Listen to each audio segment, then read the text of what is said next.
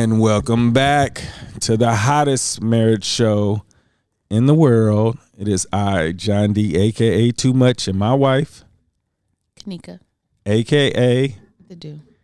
And we are back with, I can't remember what episode this is, but I had COVID last week, so we were not able to get on, and I just want to apologize for missing that week, but I was really sick, and I learned a lot, and I want to know, what did you learn over that week without me?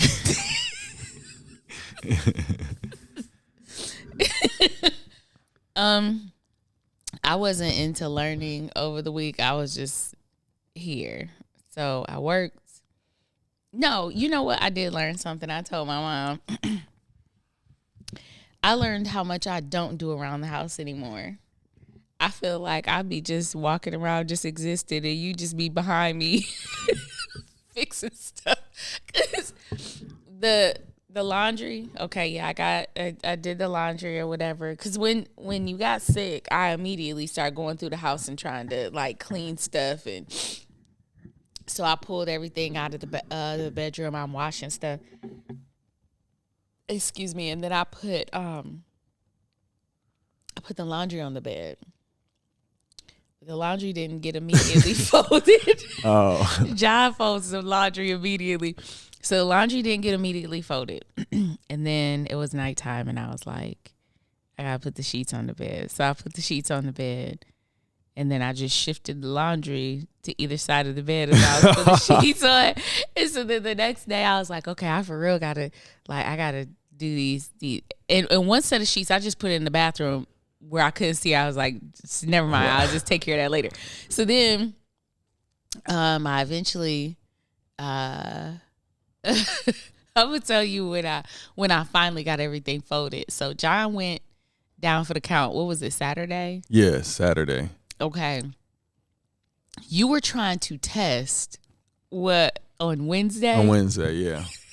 So I was like, this dude is trying to get out of isolation. I know, I was really trying to go back to work. I had just got a new job, and like I had worked 2 weeks, and Yes. they know that I'm overqualified, and I got COVID for real. So in my head, I thought about that. I was like, and I didn't want you to think that I was like trying to escape, because we had just spoke, and I'm like, I really like this job. Hey, this dude was like, I need you to bring me a test. And I went and took him the test and immediately went upstairs and folded the clothes. That's Wednesday. So I was like, Kanika, when I'm looking around and I'm like, okay, you have to clean up. I was like, why does this bathroom look like this? Why does this? Then I said, this dude really be behind me doing stuff and I'm not paying attention. And I'm just floating around. And so I learned that I remember when I felt like everything that had to do with the house generally was just me. And then now I realize that, in this new era of our marriage, there are a lot of things that I have learned that I don't have to worry about. But when you're gone, then it's like, oh, shoot. Like, or where like even this week I've had meetings and I know the dogs need to go out.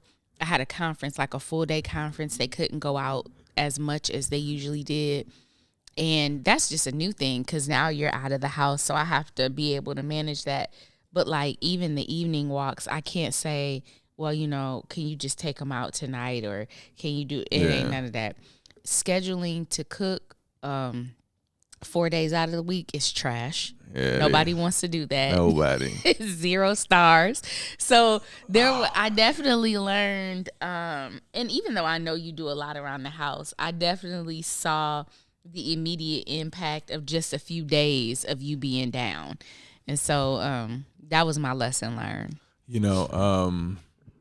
So I was wondering if you were going to be honest with me about that. What? Because I was like, that had to be a different change in life. Like the speed was totally different. And I was like, I was laying in a bed, isolated in my podcast room. and like I do have access to a bathroom, but I'm just down there, right? And I'm like, I didn't think about the things that I did as far as I just was wondering, was I going to be important enough for her to miss?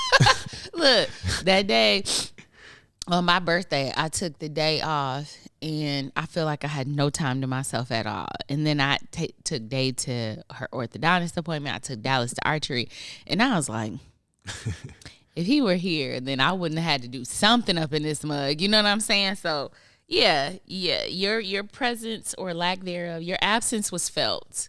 Yeah. And the fact that we couldn't watch none of the shows that we wanted, we don't. If we start the show together, we have to end it like we watch every episode together. So there was one of these shows that we were focusing on.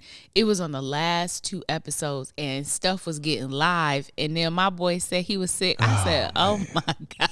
And you know, I'm gonna tell you this. So, Kanika, like, okay, so I just started back for real work. Like, I've been out of work, like your typical traditional job, for like a year and a half. And before that was the pandemic. So I was like working from home. So I have to go back to work. Like, I'm a teacher. And so just check this out. Like, I'm tired. like my life has completely changed. Like, I still wake up at 4:30 in the morning to get my work in, right? But now I have to like prepare to actually leave the house. That is a different mindset that you have to get prepared for when you've been home, like for the most part, every day. And you just like, you know, you begin to appreciate or envy those who are good enough to be able to work from home, because when you leave and go to another building, you expose yourself to diseases like COVID. But anyways, no, my whole point was like going back, I was really tired. I was extremely tired, and I told Kanika, I said, hey, I need a snow day. Like I was like we live in Michigan. Why can't I get a snow day? And like he worked for 3 days. He was like, look. And but so check this out. So I tell her that I'm sick. And now mind you, I'm really sick. And I call in. But I find out that my wife didn't believe me, right? So listen to this. So in my head, I'm like, I'm really sick. And I'm like, what did I do in my past? This is where my mind is going. Like when I find out, she thinks like, John, you've only worked for a few days. Like, you come on, you just really didn't want to go to work. So in my head, I'm like, what kind of douchebag was I in the past for her to feel like that? I would call in sick without letting her know. Like, I'm not going in today. Like, so I was like in this like place of like, how was my past so bad? That is enough. So wait, let me just set y'all up. So dude starts work on a Tuesday. I worked the whole week. He worked that Wednesday. Tuesday. He was like, wait. He worked Tuesday and Wednesday. He was like, man, I am so tired. No, not the first week. Yeah, well, so listen, let me explain. Let me tell you the timeline. He was like, man, I am so tired. And I was like, yeah, I get that. You know, you got to be out. You're engaging with a number of people. Like, that's a lot because we've just been in the house. He was like, kind of feel like I'm just going to call in. I'll think about calling in tomorrow. But it was a joke. Like, that was a joke, though. Hey, it didn't sound like no joke. So then I was like, hey. I said, John, stop. And he was like, well, I was just thinking about it. So he goes to work, right? He goes Thursday, goes Friday. But by Thursday, he gets home and he's like, man, it might snow next week. And I'm like, okay. It was like, I really need a snow day. Dude, you just got there. So how is it that you already need a snow? Like, and he's like checking. He said, say it's going to be 3 to 5. It's going to be 3 to 5. I wonder if we're going to get a snow day. So I'm like, this dude is fooling. So the next week comes in on Monday. He was like, they say we got to, stay after on Wednesdays and Thursdays, did you say? Yeah. He was like, this is cutting into my time with my kids. I'm feeling like I'm going to tell my principal, I can't do both days. I can't. And I'm like, dude, I said, do y'all hear this? My wife is arguing with me trying to get the time back with my kids. No, listen, that I'm so he said used he's to. missing out this time with these kids. Well, look, so then he's like, I'm a miss out on this time with Dallas, my kids, blah, blah, blah. And I'm like, it's only Wednesday and you'll be home in time for him to go to practice at 7 because you do practices with him. So I just felt like it was a little... but you were like, it's fine because the principal, he'll understand, blah, blah, blah. And I just feel like it's too early in the game to just be deciding that people should be okay with you not necessarily doing what every other teacher is expected to do. And so we get past Wednesday and Thursday, and then all of a sudden you're homesick on Friday. And I was like, okay, so if we're going to talk about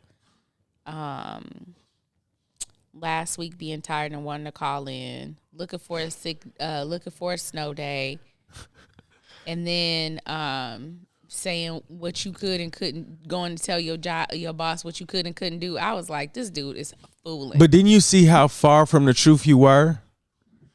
Look, like, how did that doesn't make you feel like? So Friday, when you were walking around with a mask on, first of all, me and my family, we look for the joke, right? So John is walking around the house with his mask on.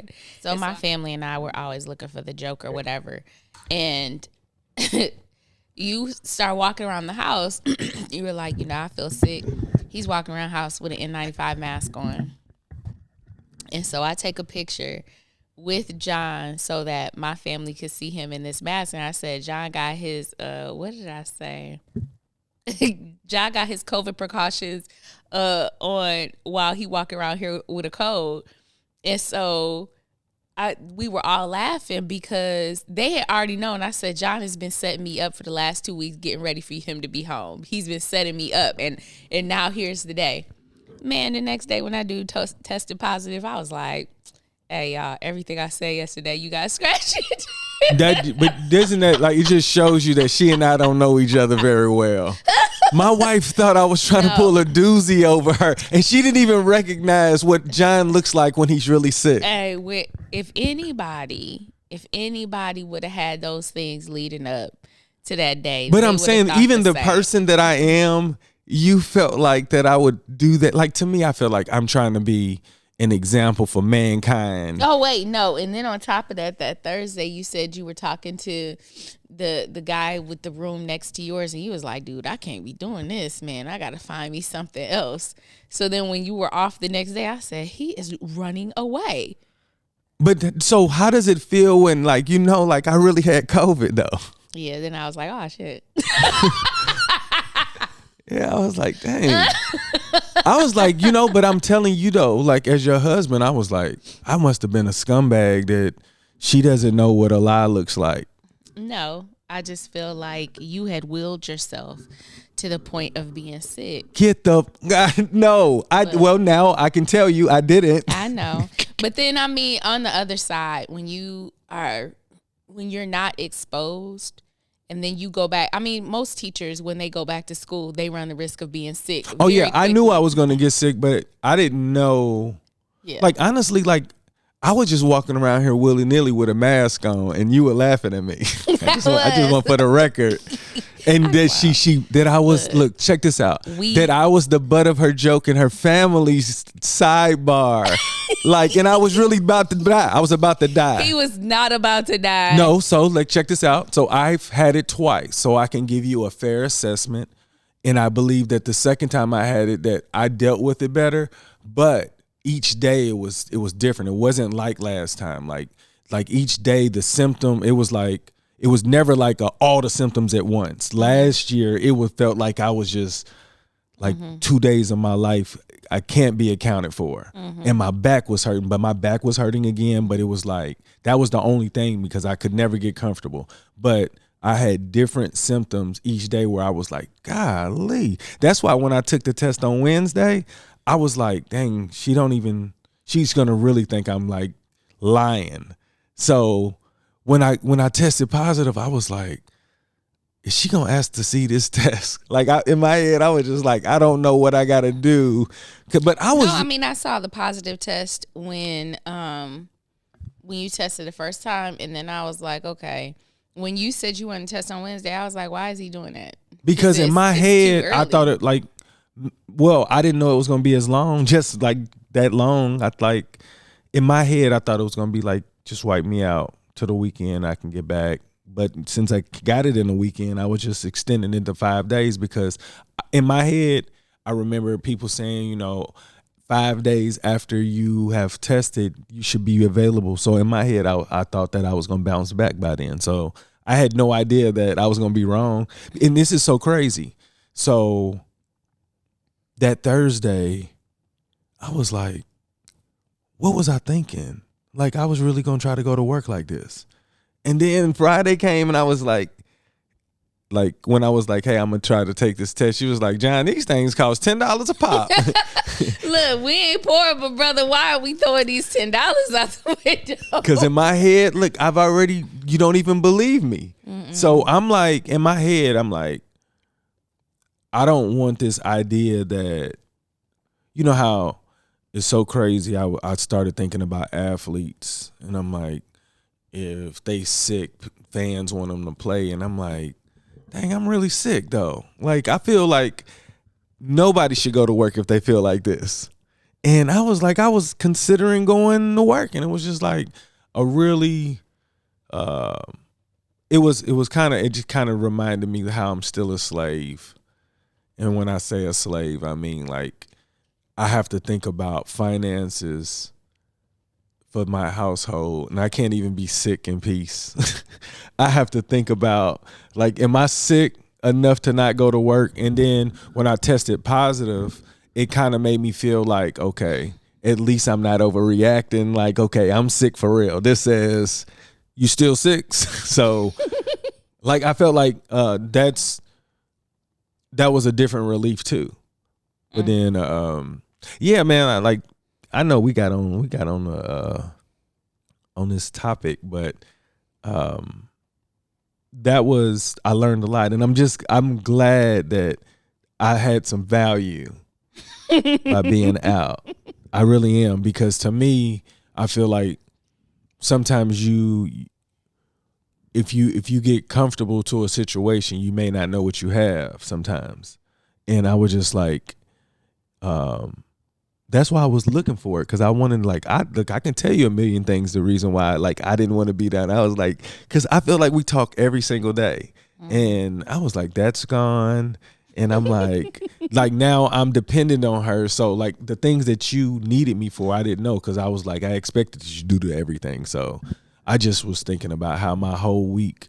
So that's why I was like looking for something. I was like, this week cannot go. It can't be in vain. I had to learn something from this week. And I mean, I continued to study or whatnot, but I was like, I have to get the most out of this week, because I am literally sick. And I was like, this can't be the excuse. So a lot of reflection on hoping that I was important to you. That's why I asked you, I was like, hey, am I like out of sight, out of mind? And you was like, you notice how you normally just say that in the evening. I'm like, well, you're at work in the daytime. So in my head, I was just like waiting for you to get your wind down or whatever your moments. But it was just like, when you down there, you realize how important you might not be. And I was just like, that's why I was like, I hit Day. I was talking to Day. I was like, hey, Day, did you miss me at all last week? She said, yeah, that's the reason why we text. So I said, yeah, I was noticing them text. I was like, I got sick on Saturday. We text. I got sick on Sunday. We text.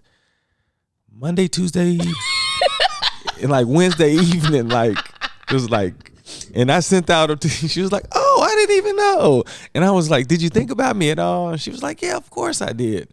But it's so crazy how you can become insecure, because with Dallas, I was like, the only time I spoke with Dallas is when he brought me my food and he said happy birthday. And I was just like, gosh, it feels like I'm in Abu Dhabi. It was just it was so distant. And I was like, but I did say, I was like, it's way better being this close.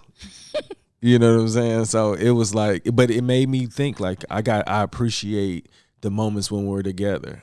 Even when I'm sick, I'm like, damn, I need them to know that I'm thinking about, I don't get these moments. Like you guys are just, you got fillers. Mm-hmm. My fillers was just open all day thinking like, well, nobody's here.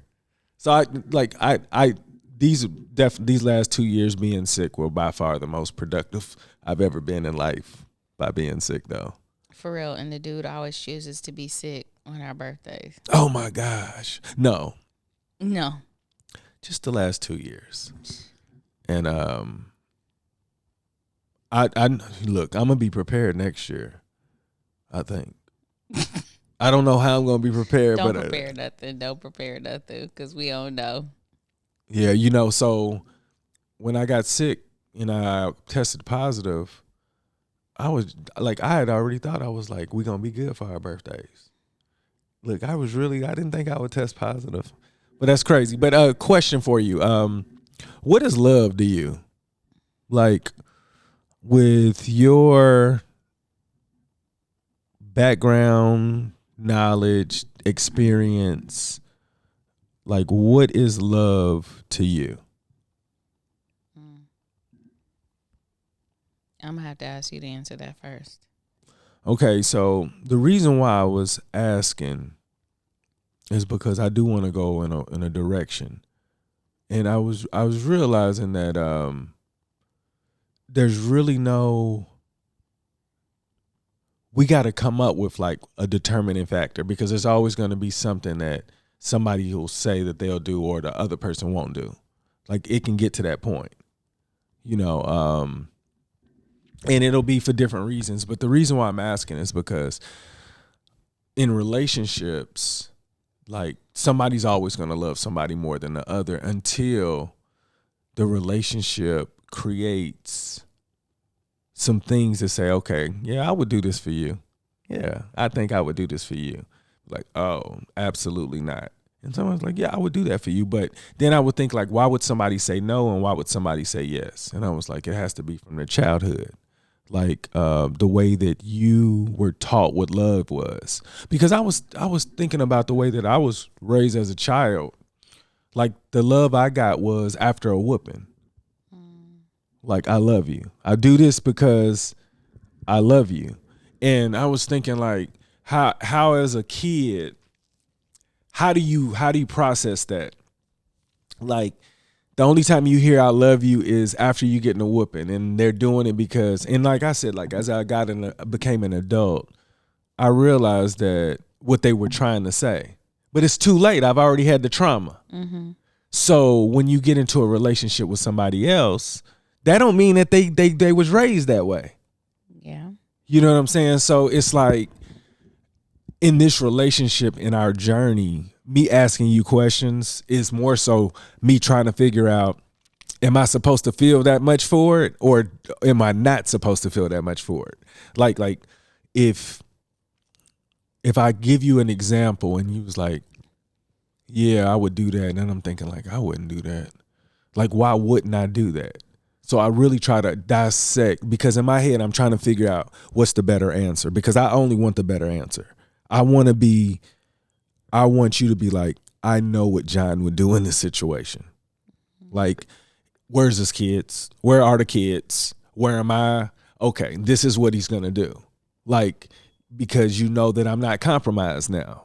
Like, there's nothing that could get me to not make the right decision. So when I ask you questions, because I know that my childhood was so crippled as far as things that I cared about and things that I didn't care about. Like, a lot of the things that I didn't care about is because I figured that I didn't care about it. And I noticed that other people cared about things. Like, why would you care about something that I don't care about? Like, it was like one of those things. Like, I felt like if I thought about it, but if you're not exposed to it, you can't care about it enough. So when I asked you, what is love? Like, I was thinking about how we entered the relationship as far as what love was. Like, I was giving you what I thought it was supposed to look like, but I didn't know what it actually took to like show you that, oh, okay, my love is worth this much. I didn't know how to like show you the value of it because I didn't come from it. You know what I'm saying? It was almost like I tricked you. Like I said, hey, I could love you this much, but you don't know what this much is. You know what I'm saying? And I was just thinking about just with anybody, like how you love your mother. I remember when people was like, you're going to always love your mother. I was like, see, it's a little different. Y'all don't be talking about fathers like that. You know, like y'all don't say you always love your father. And I'm like, my father was different. He raised us.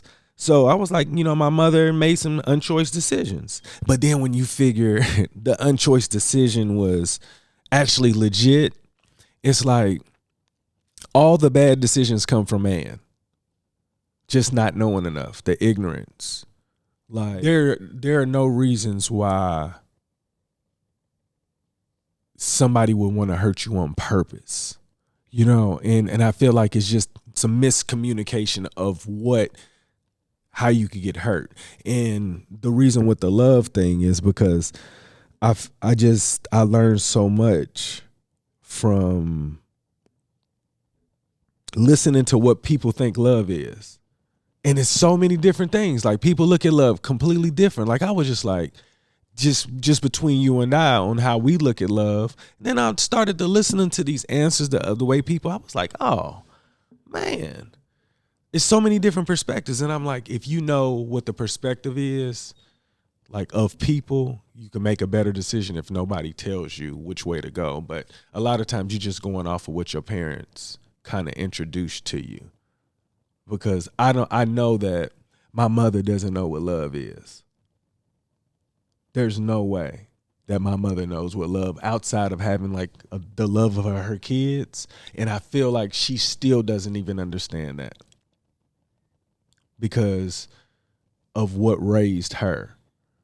And the reason why I'm saying this is because I felt like I know that I was missing something.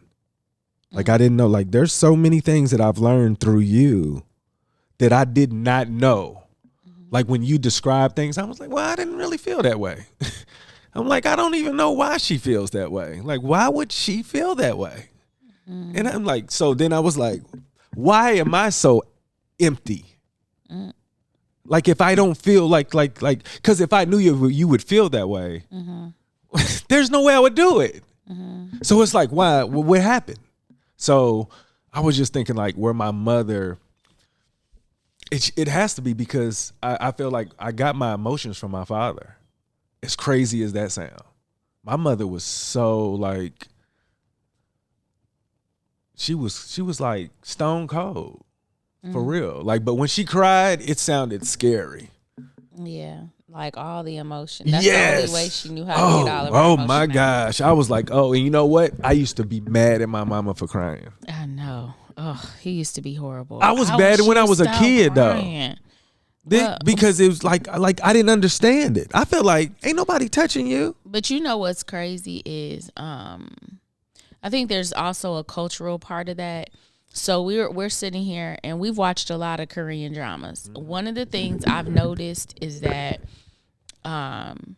they have like the characters are often very stoic, or when they're happy, you know, generally they have a little smile on their face or their eyes smile a little bit, or, you know, unless they're like really, really overcome with joy and then they're like excited, but they're not like over the top like us, you know what I'm saying? Yeah. Even when they would laugh at something being funny, like, you know, they make the joke about black people, when we laugh, we gotta run.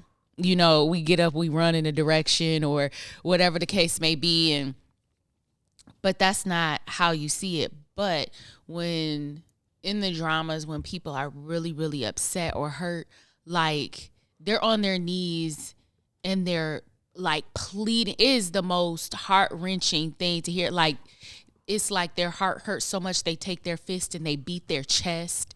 And you know, the sorrow is so much more powerfully expressed Definitely. in comparison to joy or happiness. So with joy and happiness, you find they might squeal, they might laugh a little bit, they definitely smile. They don't go over the top. No, but when they cry, that junk be feeling like the whole world is coming down. Yeah. And so it makes so much more sense thinking about it now. When I used to hear you talk about your mom crying, and it used to upset you because you were just like, and I think part of it was like, you don't show emotion no other time. But now you want to cry and it want to sound like, but it seems consistent. Oh, yeah. I mean, I understand now. I'm saying but you don't if I don't reflect and dissect. Yeah, of course. I'm just oh, here we go again. But the other thing is, your sister does that too. When she's happy, she does both actually, because she can get loud and laugh and stuff black folks when they just be over the top. But when she's upset and she cries, she lays everything out. It's like her whole heart opens up and you just got to see everything. And but what's interesting is when you're hurt, tears might fall, but generally there's no other reaction. If you're on the phone with somebody, they might not even be able to tell you're touched the way that you are. But it's not like that with your sister and your mom. They're very much more, there's no not knowing that their feelings are hurt. And that's interesting. It is. Well, dang, I mean, just thinking about it, you're absolutely right, though. I'll figure that out at some point, because I think that if people knew how to totally display what they wanted people to know and not be scared, that people wouldn't misunderstand the messages. And a lot of times we just expect people to respect something that other people don't respect. They didn't grow up that way. So it's who they disrespecting? If I feel like this, I'm to the point where even with you, if I've triggered you or anything, I want to fix it. I don't want you to be triggered when I open my mouth. So it's when I'm talking to people and I can recognize something happened, I want to be able to be hey, what happened? Without making somebody feel like they can't be vulnerable with me. And I think a lot of times that's what it is. It's we're afraid to be vulnerable because we don't know how, I guess, somebody may respond. But I'm just to the point where I know at some point I'm going to be able to say something and it be received the way that I intended. Mm-hmm. The way that I saw it, it's just oh my God, you got it. That's what I want. You know what I'm saying? And I feel learning just the way you displayed or showed how my mother and my sister expressed themselves through sorrow. It's all out there. It is. They don't leave no crumbs on the table. They're gonna give you everything, and you be okay. You have to feel it's the most gut-wrenching thing, and then that gives you a perspective of how much have you been holding in all of this time that I felt like you were emotionless or devoid of any type of feeling in regards to me or whatever. Then all of a sudden it's heartbreaking. Yeah, listening, sometimes you just don't know. I told you, sometimes I've brushed things under the rug, and not known I did it. And then when it comes back up and I'm dang, why does that bother me so much? Then I realized it was something that happened in my childhood or whatnot. But I was thinking, what made me start doing that and taking it seriously is when my sister told me that why do I always tell people that she's lying about certain things that happened to her? And that was bad. I don't remember that. But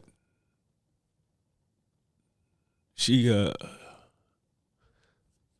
and I was like, because I know that's not true. She said, you were there. She described it. I was there.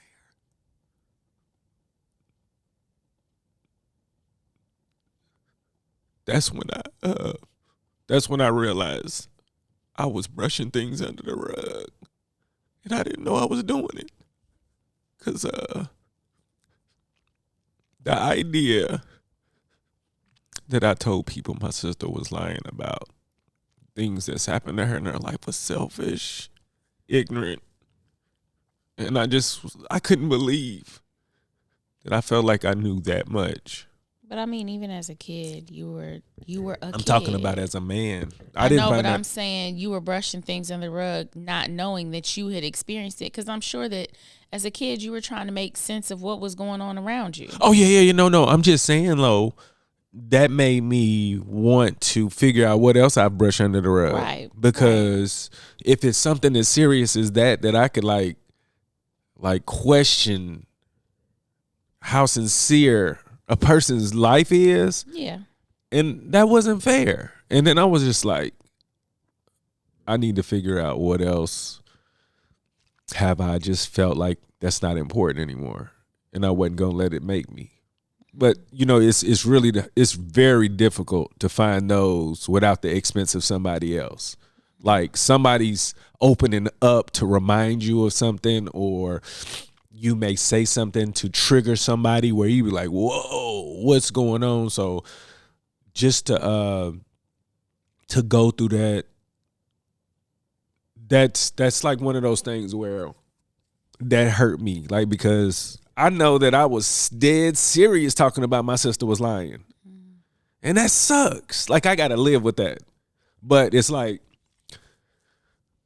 that's like one of those things where I feel like that's a survival tactic that I did to get through. Mm-hmm. So. Yeah, we're all trying to figure it out. Yeah, definitely. Oh, for sure. But I guess that's the reason why I was asking about love, because like I've learned so much in our relationship that I felt like if marriage was a class, and when I got married, I was probably 10 years underage. If that could like show an analogy of, because we got married, I didn't have enough information of what a marriage is supposed to look like to be successful, if that makes sense. And when I say that, I'm saying like, I look at my behaviors overall and my perspective as a man, like, and where I am now, I feel like I've grown so much. Like I've grown so much on how I view who we are, how you make me feel on a daily basis. Like I really live in the day. Like even like if like when I was sick, I was just thinking about like I hope like something's shaking her day that reminds her of me, because like that's how much you mean to me. You know what I'm saying? I'm like, I know it's a selfish thing, but I'm like, look, I'm sick and I'm like, I can't do this. And like everybody's world seemed like it's just continuing. And I'm like, I hope I'm important to them at some point. Just kind of a reminder. That's the reason why I was asking for real, just like, what does it look like? Because, a lot of people as they get older, it's like you don't know what you have when it's there. And I want to like be a constant reminder that I want to enjoy the day. That's the reason why I be often, because I just feel like with the information that I've attained in the last 3 or 4 years, today only matters. And that's all I be caring about. So what is love to you? Love is patient. Love is kind. Love is. For me, I don't really know.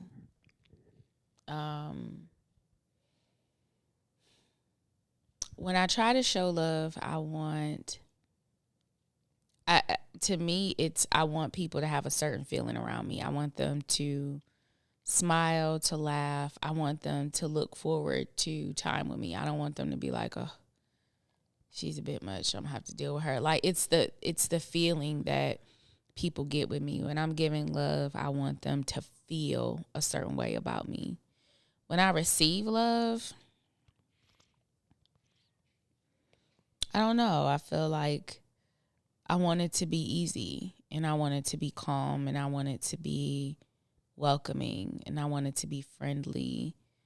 I don't believe in love being a struggle. I used to think that it was supposed to be a struggle. I grew up and I watched my mom endure more than I felt like she had to, because she was married to my dad. I felt like she didn't have to. There were a lot of days you would not see my mom smile, and I didn't feel like that was necessary. But at the time, I thought that was a requirement. Like, you just gonna have those days. And so when I was in high school, I was over here playing grown up and having relationships that were far too complicated than they should have been at my age. And I felt like it had to be a struggle. You had to have fights. You had to be upset with each other. You had to, there had to be a makeup period. Even with you, my struggles with you were completely different than with everybody else. It was more of, that was my time of trying to figure out if I was important enough, if I was memorable enough, if I was, you know what I'm saying? And I've realized over time, I've watched certain relationships come and go. I've seen relationships that I admire and others that I'm like, yeah, I'm glad that that's not me. And one of the things that I've found is consistently, I should not have to fight. Like, people be like, you need to fight for your this, you need to fight for that. I don't want to have to. There shouldn't be a struggle. Like, there should be growing pains, but that sounds the same though. That sounds synonymous to me. No, it's not, because as an example, when I was growing up, I was in an emotionally abusive relationship. But there were times where it was really fun, and I swore that we loved each other so much. But these moments where I was being mistreated, I felt like these are just things we got to get through. These are just things I have to learn how to get through in order to get to the other part. And I was just a kid. There was a physically abusive relationship I was in when I was in high school too, which was crazy. But the majority of the time, he was my friend, and we had a really good time together. So I got a question for you when you say that. Yeah.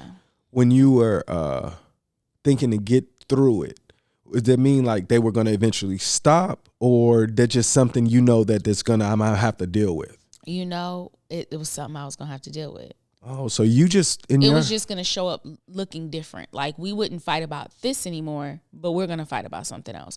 And it's going to look like that. Or, and you'll find that with a lot of people who are abused, they'll be like, okay, so I've learned from this that if I do this, this is the outcome. So if I tweak my behavior and I don't do this, it might knock out these other things that might come later. Like, it may not be as big of a blow up. This might not be, it may be a time where there aren't going to be any hits. There's not going to be any, mistreatment or yelling at you or whatever the case may be. And so, but in my head, it was like the relationships I had seen, and my mom had never been physically abused that I'd seen. But I'd seen bad relationships around me. And so... Why did you think that you had to get through that? Right. I don't know. Because I think that I saw women make compromises in a lot of situations. I had a cousin, I remember, her boyfriend was cheating on her. And he came out in the room and yelled the other girl's name. Like he was trying to get her attention to ask her something, but he said the other woman's name on accident. And I was just like 9 or 10, and I saw the look on his face like, oh shit, I did something wrong. So he goes back in the room, and she comes out of the kitchen. She said, did he say such and such? And I was like, yeah.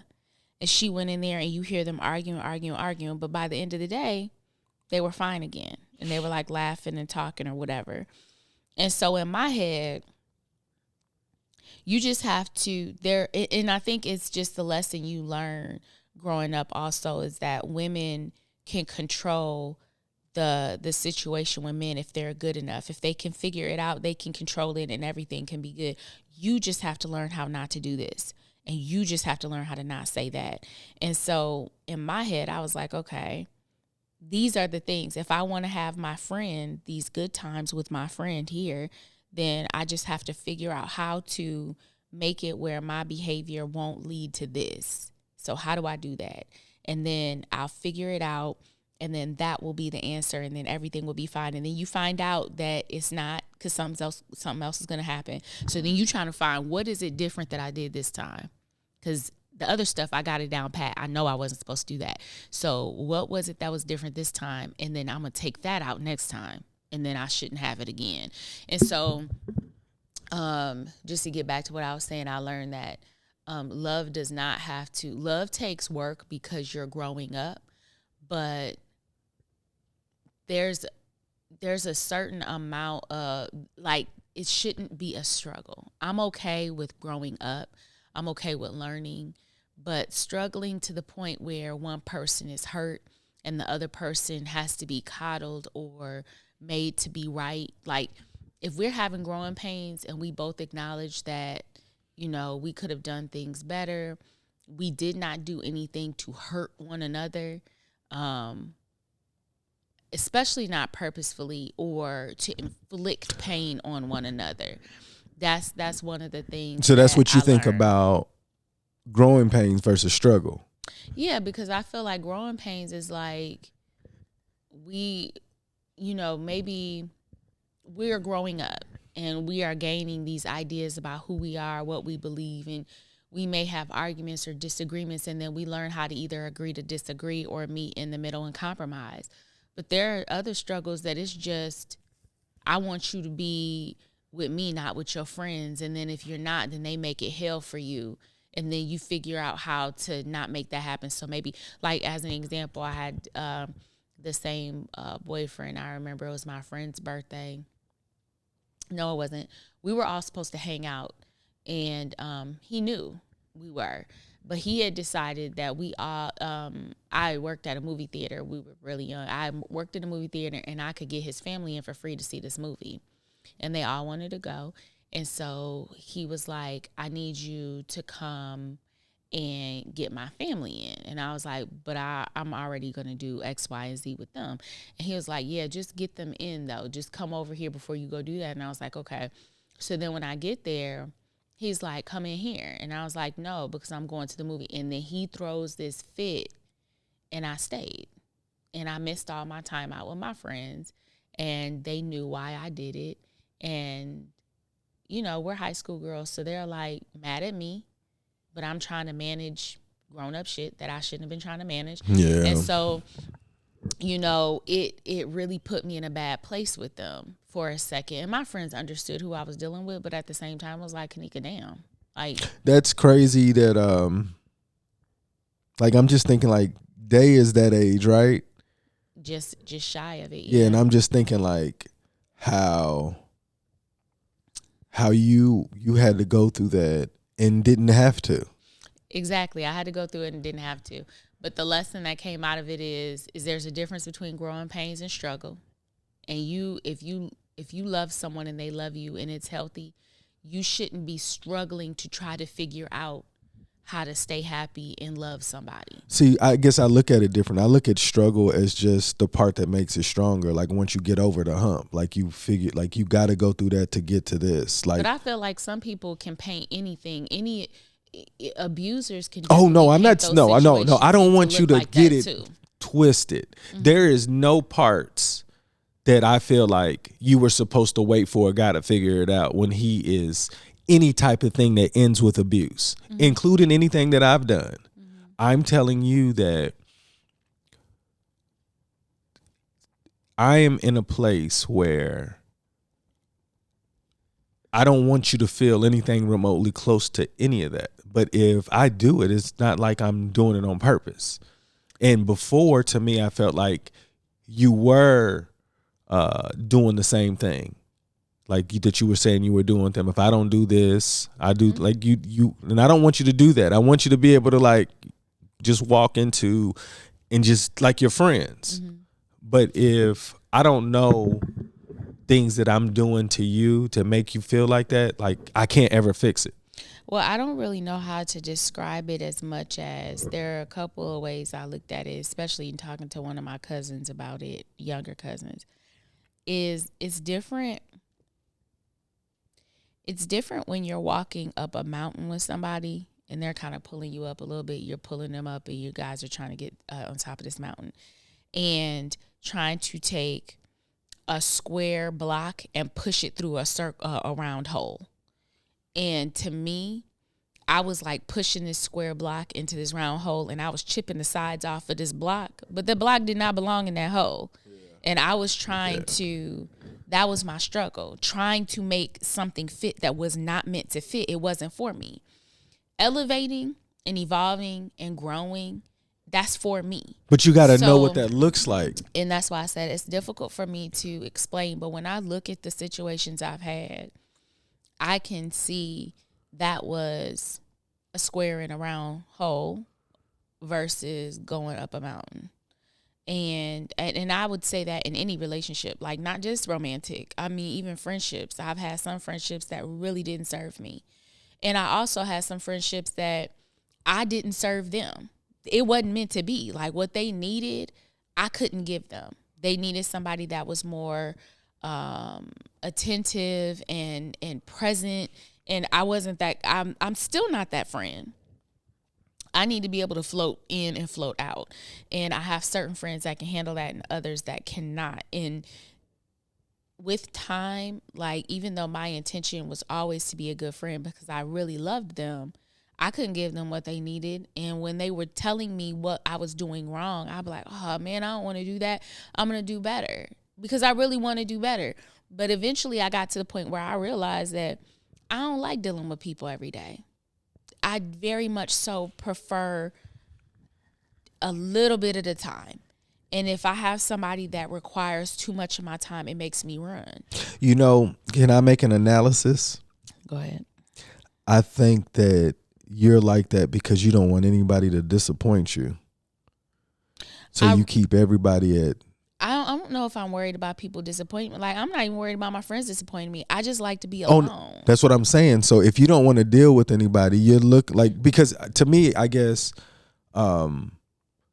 being alone means I'm going to be accountable for what happens to me. I'm not going to allow anybody to take this away from me. But with me, being alone means quiet. I like my quiet. I'm not worried about people disappointing me. My friends, humans are going to be humans are going to be humans. And so my friends, if they say, Kanika, we're going to do this, and then they'll be like, I don't really want to do it, I'll be like, all right. And I'm good. I'm not disappointed about that. There are a lot of things that, and I hate to say, because I lack the word to be able to really describe it, but I don't care. Like Lynn sent me something, my best friend. She sent me something and said, Aquariuses, I love them so much because they're so compassionate and they don't give a fuck. You know, they're really caring and then they will ignore you. Like it's, I am very loving, but there are times where my social meter is full and I need to cut off everything from everybody. It's not an expectation of disappointment. It's more so my ability to take in other people's emotions and their stories and their chaos and and sometimes people aren't chaotic. It's just their voice, their everything that's going on with them is things that I'm trying to process and I'm trying to And I automatically feel like I have to help people when they tell me there's a struggle. Just like recently I was talking to you and I said, I'm not telling you this because I want a solution. Right. But in my head, when people tell me things, the first thing I'm thinking is, how do I solve it and help them? So if I get time away from people, then I don't have that part of my brain doesn't have to work. And I need that. So when I step away from people, it's not necessarily that I don't want them to disappoint me. Half the time, I don't care what they're doing. Like, you can't disappoint me if it doesn't immediately impact me. And so you can disappoint me if you don't pay me my money back. No, that's what I'm saying when I say disappoint you. Yeah. Like, you don't want them to be that close to disappoint you. That's the reason why you keep everybody away. No, because I have very close friends. No, I didn't say you did it. Yeah, but at the same time. But they know who you are, right? Yeah, but even the person that you are. Mm-hmm. Do you think that's an ideal thing that people want for a friend? Like they dog, like, you know what? Like, when I think of it, I guess it's just the way that I look at it. When I look at it, a best friend, I look at somebody that's supposed to be there no matter what. Right. But you said in your example that they know that I may not be there. Well, I'm not going to be there. And I'm not saying it's for ill intent. It's just who you are, right? I may not be there for just for the shits and gigs, but I'll be there if you really need me to be there. So as an example, Lynn, if she calls me, sometimes she knows I'm just going to ignore the call. I'm not going to pick it up because it's just not in me. But if she calls me twice, I have to pick up. If she calls me twice in a row, then I know that she doesn't have time for me to be playing games. I need to get on the phone. Or she'll send me a text afterwards. She said, I know you see this. Pick up the phone now. But if she calls me one time and I don't, it's just because she's just calling to shoot the shit. And she's like, it's not for her right now. Gotcha. And that's okay. Like, Michaela sent me a Marco Polo and we could go back and forth 6, 7, 8, 9, 10 times. And it's cool. Other times she'll send me something and I don't respond for 2 days. And then when I respond, she'll be like, bitch. And then we just keep on talking like nothing ever even happened. And it's because they know that sometimes I have to clock out. But if you need me, they know they call or they text and I see the message, then I'm like, okay, well, let me, I'll make sure that I'm there if you need me to be there. So I don't just ignore people. Sometimes I just feel like I'm not in the space. So I'll get with you when I'm in that space. But if you tell me, Kanika, I really, really this is something that I need you to put that aside. Your comfortability, I need you to put it aside for a second for me, then I'll do it.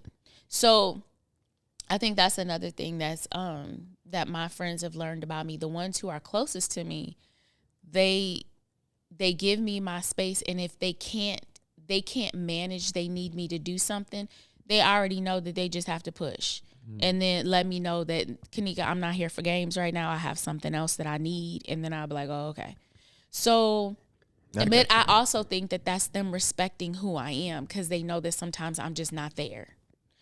Not being there for them, but I'm just not mentally there to be able to interact with people. So for me, it's not really about disappointing people. It's more so about preserving my peace at all costs. And I know my limits and I respect my limits. And thankfully, I have friends who do too. I've had people who will shame me when I show up, and they be like, oh, you da-da-da-da. We ain't friends for long. And they recognize, I don't talk to you after that. I don't really, if you going to shame me for how I do my business, then but I was that person. Yeah, I don't like that. But see, I think you're taking it, well, from the perspective, me being on the other side, it's like, I really want to be around you more, and I hope that you know that, because I'm willing to say this in front of everybody. Yeah, and for me, it's shaming. Oh, no, I get it. Yeah. I'm just telling you that I've been on the other side where... Yeah, I get it. So it's more so that that's the way they communicate, and they're hoping that this is going to be the one, like, you know what, you're right. Why have I been avoiding you this entire time? Let me rewrite my 40-year patterns. That's what I'm saying, but just imagine if there's somebody that says something to you and you be like, oh, I didn't look at it that way. And then you decided that you were going to give that person more effort or more. So it's always somebody can say something that you just didn't know? You know, this conversation brings me to a thought like not 6 years ago. Let me see, maybe 8 years ago. I remember I have a friend that we were friends in high school. We're the original friend group, but we don't talk every day at all. We don't talk every year. But I remember she didn't have my phone number anymore. So she posted on Facebook, Kanika, if you see this, I just need you to call my number and I need you to sing Take Me to the King. Just sing it and you can hang up. She was like, I don't care what you're doing, right? So I was like, okay. It was like a weekday too. And it came up.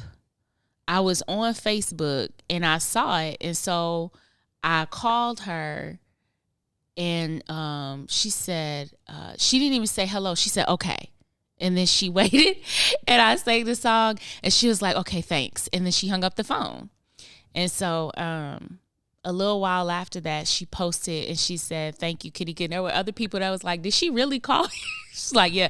And that was all, that was all she needed. So if you ask me, you know what I'm saying? It was like even just that small, but I know that she never asked for anything like that. You know what I'm saying? But she used to tell me, she was like, the way you sound, it just makes me feel some kind of way. And so it was like, okay, I can do that because she don't ask for nothing from me. But if she needed that had to have been something for real going on. And so I had another friend, she said, Kanika, she didn't ask me to sing. I forget what she told me to do. And then I called and I did whatever she asked me to do. And she said, that's all I needed. And then that was it. And I didn't talk to her for like months after that. But to me, that's my love. Like, that's how I show my love. Like, and it doesn't work for everybody because it makes people feel unseen. And I know even with you this week, you were like, is it really like out of sight, out of mind? I really can just lose myself in myself. But see, that it made me think that you won't do that if I wasn't sick. When you're done with work, there's a particular time you're like, John, where are you? I do that. So, but I'm saying, John, where are you? So we can walk these dogs, so we can watch this show. I can't walk the dogs with you, and I can't watch the show. But my point is, it wasn't like, okay, I don't got that part. Like, let me see what he's doing. So in my head, that's how it was. I know you can get lost in yourself, and that's what I was just asking, because you get insecure about the relationships that you've been trying to build. When something happens, it makes you like kind of guess, are you where you should be, or you need to keep working because you're not getting what you want. But so it was just kind of like some reassurance that I needed to continue to work. Well, anybody you want to give a shout out before we get out of here? All the friends that put up with me, I love you. Shout out to everybody who's working on themselves to like develop a different product, a product that they haven't seen before. Shout out to you guys. Look, every day, find a reason to work on you. And before we got on here, it was this quote that I heard from a young lady. She said, Jim Rohn said it, like, you should be investing in yourself more than you should be investing in your job, because you're the value. But if you don't invest in yourself, then your job becomes the value. Y'all make today better than yesterday. Don't worry about anything you can't control. Be great on purpose. Boom.